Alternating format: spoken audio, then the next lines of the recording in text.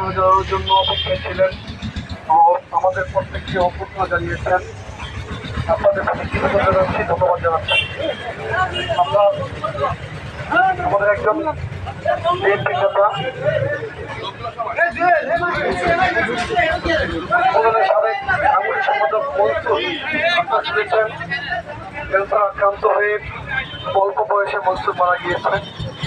আপনারা সকলের কাছে গিয়ে দোয়া করার জন্য এসেছি।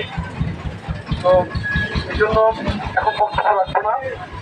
আপনারা প্রতিটি রকমের আপনার সতর্ক ছিলেন, সোচ্চার ছিলেন। ভবিষ্যতেও আপনার সতর্ক থাকবেন, সোচ্চার থাকবেন, যাতে বাংলাদেশে একটি স্বচ্ছ গ্রহণযোগ্য নির্বাচন না হওয়া পর্যন্ত কেউ ষড়যন্ত্র করতে না পারে। কারণ আপনারা গত 16 বছর কষ্ট করেছেন, যে লক্ষ্য নিয়ে আপনারা কষ্ট করেছেন, সংগ্রাম করেছেন, সে লক্ষ্য এখন সেই লক্ষ্য বা উদ্দেশ্য এখন পর্যন্ত পূরণ হয়নি। আশা করি আগামী একটি নির্বাচনের মধ্য দিয়ে আপনাদের, আমাদের এবং এই দেশের জনগণের প্রত্যাশা পূরণ হবে এবং আমাদের বিএনপির ভারপ্রাপ্ত চেয়ারম্যান, আমাদের সাংগঠনিক অভিভাবক জনাব তারেক রহমান রাষ্ট্রের সেবা জনগণের দ্বারে পৌঁছানোর জন্য তিনি যে চেষ্টা করে যাচ্ছেন, যে কর্ম পরিকল্পনা গ্রহণ করেছেন, রাষ্ট্র সংস্কারের একটি দফা ইতিমধ্যে প্রণয়ন করেছেন, সেগুলো সফল করতে হলে বিএনপিকে ক্ষমতায় আনতে হবে। ক্ষমতা আনতে হয় তাহলে বিএনপির জনপ্রিয়তা অক্ষুণ্ণ রাখতে হবে এবং চেষ্টা করতে হবে জনপ্রিয়তাকে আরো বৃদ্ধি করার জন্য। অর্থাৎ বিএনপির জনপ্রিয়তা ক্ষুণ্ণ হতে পারে এমন কোন অন্যায় কাজ কেউ যাতে না করে, আমরাও করবো না, কাউকে করতে দেবো না। কেউ যদি করে, তারপরে যদি কেউ করে বা করার চেষ্টা করে, তাকে আমরা আইনের হাতে সোপর্দ করবো।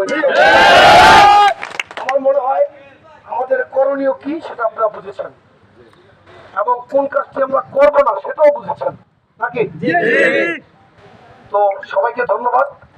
বাংলাদেশ জাতীয়তাবাদী দল বিএনপি জিন্দাবাদ। আসসালামু আলাইকুম। কলমিনের মাটি, কলমের ঘাটি, কলমের ঘাটি, কলমের মাটি, কলমের মাটি, কলমের ঘাটি, কলমের ঘাটি, কলমের মাটি,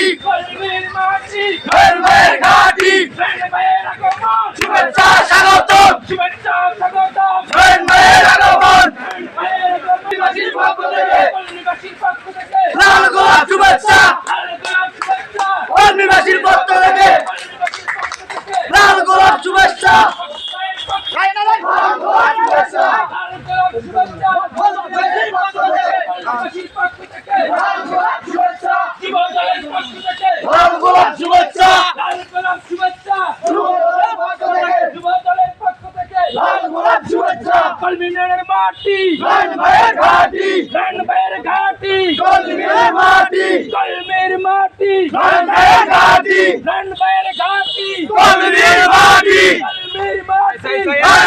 ঘাটি।